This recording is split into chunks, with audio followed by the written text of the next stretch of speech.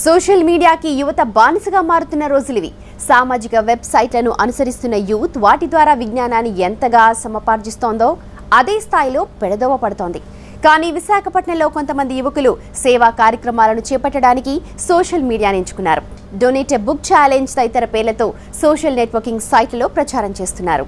విద్యా సంవత్సరం ప్రారంభమవుతున్న సమయం కావడంతో కొత్తగా ఇదే తరహాలో డొనేట్ ఎ బుక్ ఛాలెంజ్ కి శ్రీకారం చుట్టారు. నిరుపేద విద్యార్థులకు పుస్తకాలనిచ్చే ఈ కార్యక్రమం ఇప్పుడు జోరుగా సాగుతోంది. ఇటీవల విశాఖ పర్యటనకు వచ్చిన సినీ నటుడు నారా రోహిత్ వీరు చేపడుతున్న ఛాలెంజ్ల గురించి తెలుసుకుని వారిని అభినందించడమే కాకుండా ఇలాంటి కార్యక్రమాల్లో తాను కూడా భాగస్వామునవుతానని హామీ ఇచ్చారు.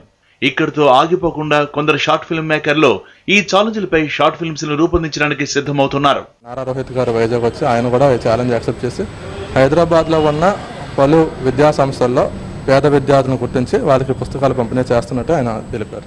ప్రీమియర్స్ అనేది షార్ట్ ఫిల్మ్ జరుగుతున్నాయి కదండి, ఆ ప్రీమియర్స్కి అటెండ్ అయ్యి దీని గురించి పర్టికులర్గా మెన్షన్ చేసి ప్రతి ఒక్కరు చెప్పాలని నేను అనుకుంటున్నాను.